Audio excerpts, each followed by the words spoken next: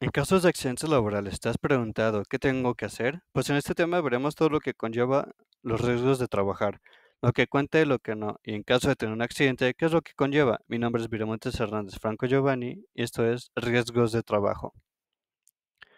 ¿Qué son los riesgos de trabajo? Son accidentes y enfermedades a que están expuestos los trabajadores en ejercicio o con motivo del trabajo.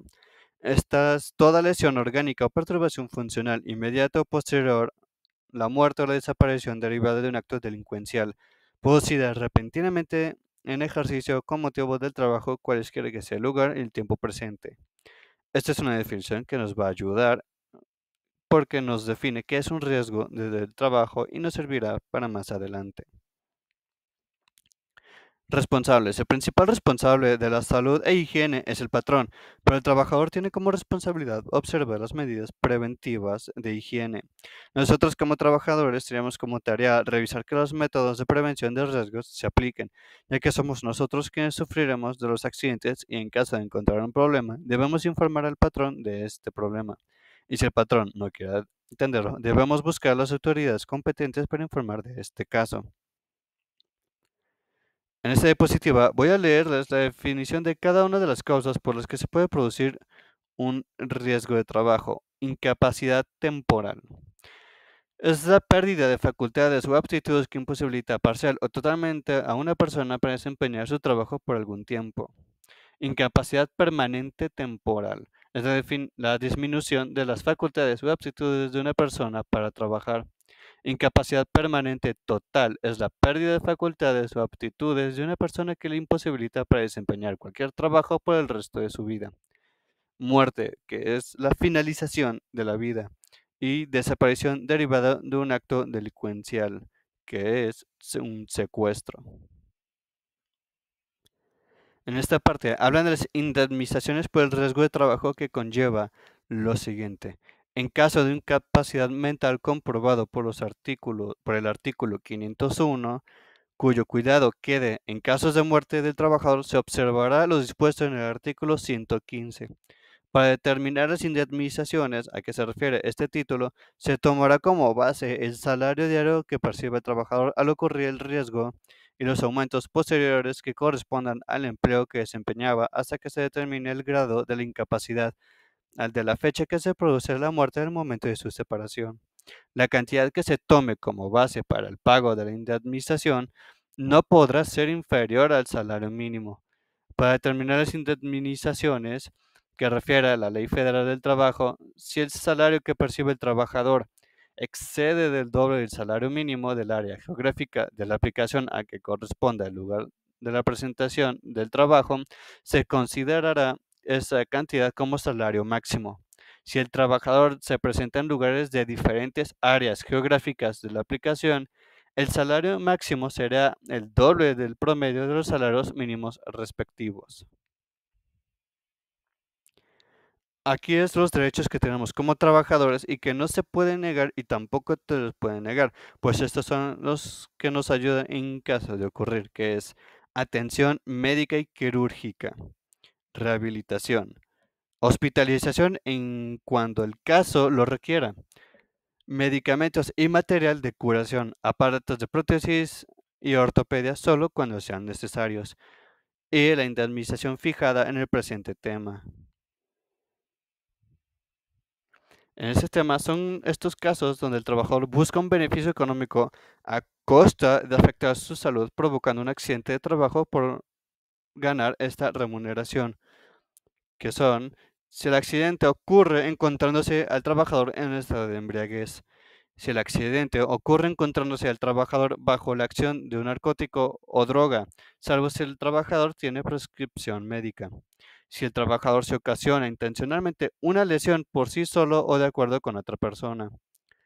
Si la incapacidad es el resultado de una riña o intento de suicidio.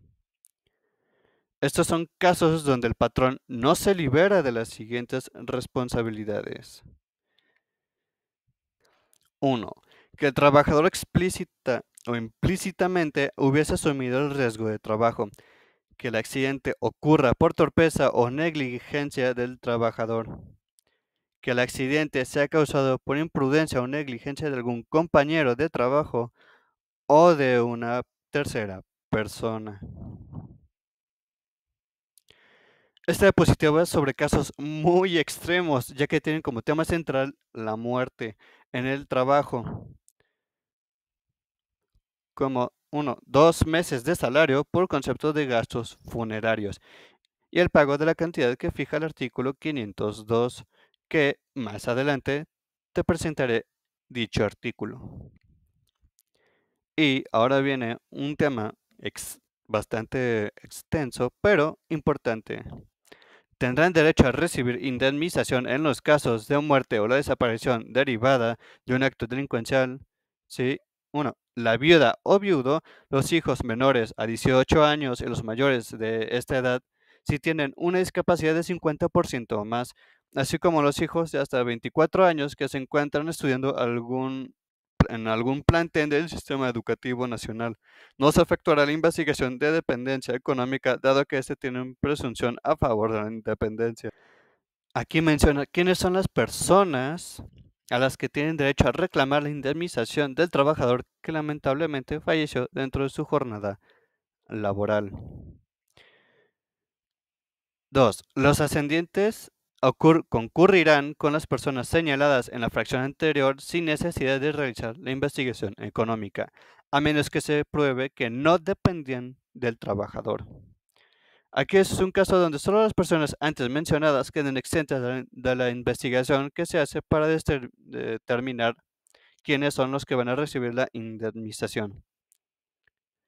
3. A falta del cónyuge, se superstite concurrirá con las personas señaladas en las fracciones antes mencionadas, las personas con quien vivió con el trabajador durante los 5 años que se prescindieron inmediatamente a su muerte, o con las que tuvo hijos sin necesidad de hacer la investigación siempre que ambos hubieran permanecido libres de matrimonio durante el concubinato.